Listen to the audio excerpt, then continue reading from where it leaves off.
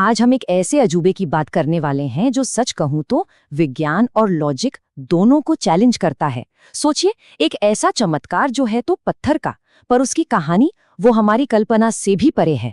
जी हाँ, हम बात कर रहे हैं एलोरा के अविश्वसनीय कैलाश मंदिर की। सवाल सुनने में तो बड़ा सीधा सा लगता है ना, लेकिन इसका जवाब वो दिमाग घुमा देता है।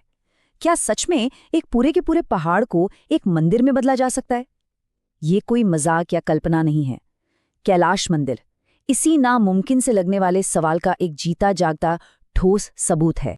जरा सोचिए, इसे बनाने में एक भी ईंट नहीं लगी, कोई सीमेंट, कोई गारा इस्तेमाल ही नहीं हुआ, और तो और कोई पत्थर कहीं बाहर से लाकर जोड़ा भी नहीं गया। तो फिर ये बना कैसे? क्योंकि ये पूरा का पूरा मंदिर, इसके बड़े बड़े खंभे, इसकी बोलती हुई मूर्तियां, सब कुछ सिर्फ एक ही चट्टान को काटकर बनाया गया है। मतलब ये एक बिल्डिंग नहीं, बल्कि दुनिया की सबसे बड़ी मूर्ति है। तो तैयार हैं? चलिए इस अविश्वसनीय कलाकृति की दुनिया में और गहराई से उतरते हैं। तो ये मंदिर है कहाँ? ये है महाराष्ट्र की मशहूर एलोरा गुफाओं में। इसे गुफा नंबर 16 के नाम से जाना जाता है, और ये दरअसल भगवान शिव के घर यानी कैलाश पर्वत का ही एक रूप है। और जैसा कि हम बात कर ही रहे थे, ये पूरा का पूरा एक ही चट्टान से बना है। अब आते हैं इतिहास पर। इसे 8वीं सदी में राष्ट्रकूट वंश के राजा कृष्ण प्रथम ने बनवाया था, लेकिन असली हैरानी की बात तो अब सामने आती है। एक्सपर्ट्स का मानना है कि इतना बड़ा, इतना जटिल ढांचा बनाने में सिर्फ 18 से 20 साल लगे। सोचिए तो जरा, सिर्फ 20 साल में एक पूरे पहाड़ को मंदिर बना देना। आखिर ये हुआ कैसे? और बस यहीं से शुरू होता है इसके बनने का सबसे बड़ा राज। आखिर इसे बनाया कैसे गया? देखिए, इससे बनाने का तरीका हमारी सोच से एकदम उल्टा था। नॉर्मली क्या होता है, कोई भी बिल्डिंग नीचे से, मतलब नींव से ऊपर की ओर बनती है, राइट? पर कैलाश मंदिर, इसे पहाड़ की चोटी से तराशना शुरू किया गया। कारीगर ऊपर से नीचे की ओर आते गए, पहले बाहर का हिस्सा बनाया और फिर अंदर घुसकर नक्काशी की। ये तो वास्तुकला के सारे नियमों को तोड़ने जैसा था। और इस पूरी प्रक्रिया में अंदाजा है कि करीब 2 लाख टन पत्थर काटकर निकाला गया। 2 लाख टन! ये इतना वजन है जैसे 40,000 बड़े बड़े हाथी एक साथ खड़े हों। आप सोचिए, आज की सबसे आधुनिक मशीनों को भी इतना मलबा हटाने में ना सालों लग जाएंगे। और यहीं पर एक और बड़ा सवाल खड़ा हो जाता है, एक ऐसा सवाल जिसका जवाब किसी के पास नहीं है। वो 2 लाख टन पत्थर आखिर गया कहाँ? उसे वहां से हटाया कैसे गया? इसका आज तक कोई रिकॉर्ड नहीं है, कोई सुराग नहीं मिला है। वो पत्थर बस जैसे हवा में गायब हो गया। अच्छा, अगर हम एक पल के लिए इस इंजीनियरिंग के रहस्य को साइड में रखें, तो इस मंदिर की कलाकारी वो एक अलग ही कहानी कहती है।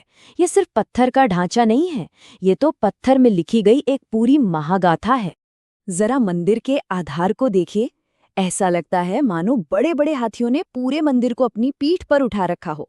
दीवारों पर रामायण और महाभारत की कहानियां ऐसे तराशी गई हैं जैसे अभी बोल पड़ेंगी। और सबसे कमाल की बात जानते हैं क्या है? यहाँ हजारों मूर्तियां हैं, पर हर एक का चेहरा, हर एक का भाव अलग है। ऐसा लगता है जैसे कारीगरों ने हर पत्थर में जान फूंक दी हो। इन मूर्तियों की बारीकी और सटीकता इतनी कमाल की है कि मानना मुश्किल है। आज की सबसे उन्नत मशीनें भी शायद ऐसा काम करने से पहले 2 बार सोचें। जरा सोचकर देखिए, हजारों कारीगर सिर्फ छेनी और हथौड़ी लेकर काम कर रहे थे, और एक भी गलत चोट, बस एक गलती का मतलब था कि ये महान कलाकृति हमेशा के लिए खराब हो जाती। सुधार की कोई गुंजाइश ही नहीं थी। अब देखिए, जब विज्ञान और तर्क के सारे रास्ते बंद से लगने लगते हैं ना, तो अक्सर कहानियां, लोक कथाएं हमें कुछ जवाब देती हैं। और कैलाश मंदिर के बनने के पीछे भी एक ऐसी ही बड़ी दिलचस्प कहानी है। कहानी कुछ यूं है कि एक बार राजा बहुत बीमार पड़ गए, बहुत ज्यादा। तब रानी ने भगवान शिव से एक मन्नत मांगी। उन्होंने प्रण लिया कि जब तक वो मंदिर का शिखर यानी उसका सबसे ऊंचा हिस्सा अपनी आंखों से नहीं देख लेंगी, तब तक वो कुछ खाएंगी पिएंगी नहीं। लेकिन इसमें एक मुश्किल थी। अगर मंदिर नीचे से बनता तो शिखर बनने में तो सालों लग जाते। रानी इतने दिन तक व्रत कैसे रखती?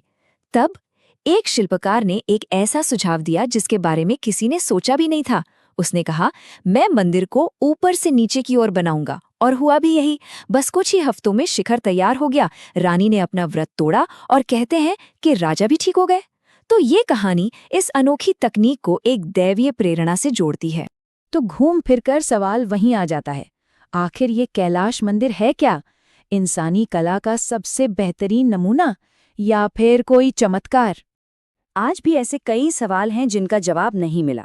जैसे बिना किसी आधुनिक औजार के कारीगरों ने 100 फुट से भी ज्यादा ऊंचाई पर इतनी सटीकता से काम किया कैसे?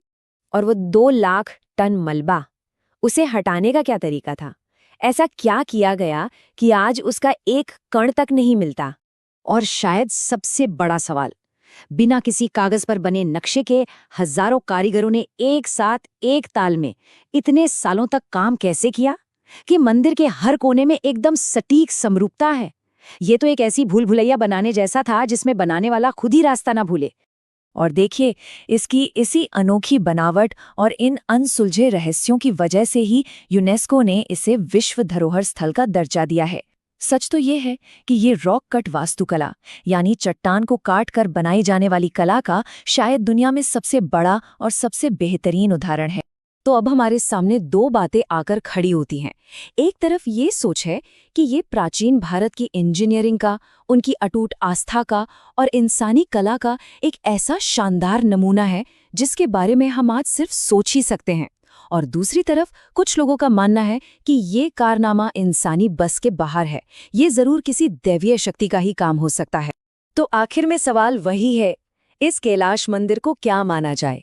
इंसानी कला की सबसे ऊंची उड़ान या फिर किसी दिव्य शक्ति का चमत्कार? इसका जवाब शायद हमेशा इतिहास और विश्वास के बीच कहीं